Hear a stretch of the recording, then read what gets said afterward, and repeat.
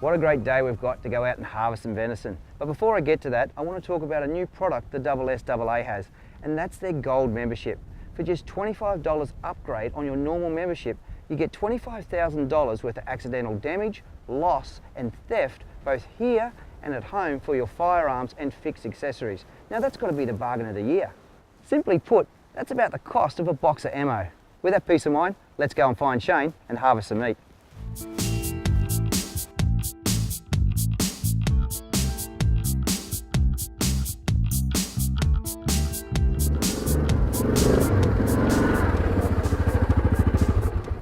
Hey mate. G'day mate, how you going? Not bad. What have you found for me? Oh, I was a couple of days up in the paddock, tucked away out the wind. Hopefully we'll be able to get into them a bit later. But in New South Wales here we've got G licences and R licences so we can hunt deer. Can you talk us through a little bit how they work? Yeah, sure mate.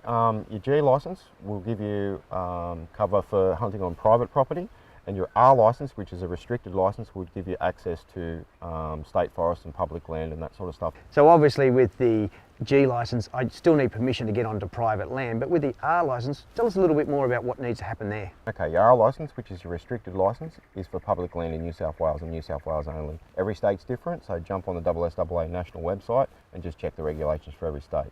Now, once you've got your R licence, you can then get on the DPI website and book into the state forest or public land that you want to hunt on. Okay, so you have to actually book a time you're going to go. That's correct, yes. All right, Shane, well let's park this, go and grab the rifle and we'll see if we can get close to those deer you spotted before. Okay, mate.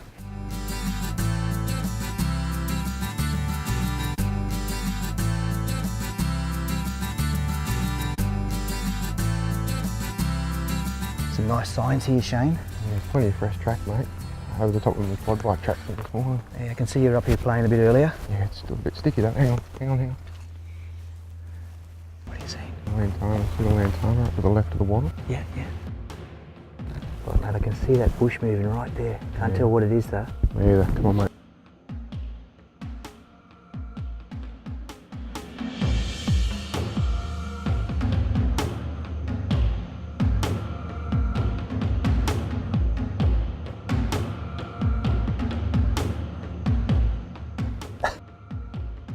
A bit of a tense moment there, Shane. It was, wasn't it? I didn't think it could be that easy. No, I thought we were going to be lucky, mate, with a couple feeding in the lantana, but anyway, we better keep going, Yeah. see what we can find. They're for a different recipe. Yeah, definitely. All right, let's move on. Right, mate. Now, what's the advantage of, private land and land you know compared to bush where you haven't charted before? The advantages of land you know, you can usually pattern the animals. If you don't upset them too much, they're usually a creature of habit. So they come out to feed usually around the same time every day. As long as you don't disturb them, they're about the same. Public land and that sort of thing's a bit more difficult because you have to spend time doing your homework to know where the animal's actually feeding and where they spend most of their time during the day. Okay. So Shane, what gives you away most on a hunt? Clothing, movement, what is it? The majority of it's movement, mate. It really is. Okay. So clothing doesn't play a huge part? Or? In some areas, definitely. Other areas, like we are around here, it's quite dark. So not overly. As long as your movement's kept to a minimum, that's pretty much the best thing you can ask for. Okay, what about their sense of smell? Sense of smell is exceptional. What about their hearing and sight? I mean, I've been out in the paddock in dark clothes with a camera and they're just looking at me. Again, depending on the environment, mate, and what sort of situation you're at the time, as long as you're still, and you're obviously the right side of the wind so they can't smell you, then you've got a lot of things going in your favour already. As you can see, mate, this is a pretty well used game trail. Okay. It runs along here and it joins onto this main track that we're walking along. Yep. And that leads around the corner to a clearing. Hopefully there might be something feeding on there. Okay, so this has been formed purely from animals walking along here? Yeah, that's correct. It's a game trail. You can see there's been quite a few animals along here. Quite a bit of traffic. You can see this tree's been all broken up by a stag recently. Nice. So, clearing coming up just down here, so we'll just start poking along. Okay. Keep it a bit quiet and see how we go. Great. Fingers crossed. Even with Shane's extensive knowledge of the behavioural patterns of the deer that frequent this property, he said you can't guarantee success. Unfavourable winds, plain bad luck, or just the deer had moved on meant that our first attempt would leave us with not even a sighting.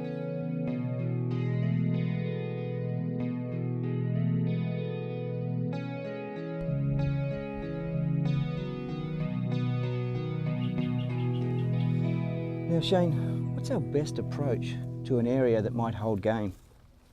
Mate, one of the first keys is the wind, which is what spoiled it for us yesterday afternoon, but this afternoon it's a bit more constant from the one direction, which is always good. It's always a good idea to move slowly when you're coming up from an area like we are now that they feed in. Every couple of steps it's a good idea to stop and look, and then use your binoculars and look over the same area that you've looked at, because they might be down with their head down feeding. So what happens, if they lift their head, they can be nearly 2 foot higher than when they've got their head down feeding. So you've got to be really careful in that instance, because if you're moving when they've got their head up, they'll spot you straight away. But if you do see one that's got its head up, keep still, wait for it to go back to feeding again, and then move. Okay, so you just close that ground on them. Exactly. When they're feeding, they've got their head down. It's definitely the best time for you to try and get in a bit closer to them. Okay. Okay, mate, this is one of the feeding areas that we were talking about yesterday. Okay. See anything down there? We are lucky. Yeah. Okay. There's a little spike of this down here. Righto. This has not been easy with the camera.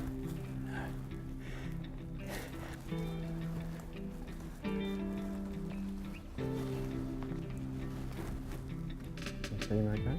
Yeah, I've got him. He's not going to stay long, mate. He's just had a quick run. Yeah, quick, take him when you can, buddy.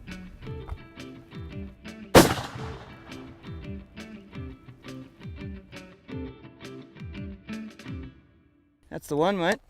Very good. Go and check him out, eh? Righto. Gun safe? Gun safe. Excellent. Well, Shane, he's fallen only a couple of steps from where I took the shot and only had a couple of seconds to take it. Yeah, he hasn't gone far, mate, which is quite good. Just make sure he's dead. Not blinking, which is good. Yep. So yeah, your shot was good. It's in, well, through the top of the lungs. This is the exit hole. So yeah, through the top of the lungs. With most deer, if you want to try and keep it sort of halfway or lower, don't want to shoot them too high, you take the top of the lungs out and they can run a bit too far.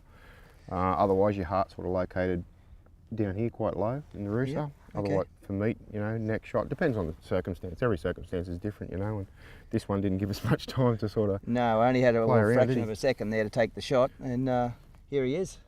Very So now good. we just need to get him ready for the table. Yep, we shall field dress him as quickly as possible before he starts to bloat and get him in the esky. No worries. Let's get him prepped and ready for one of those recipes from field to fork. All right, mate.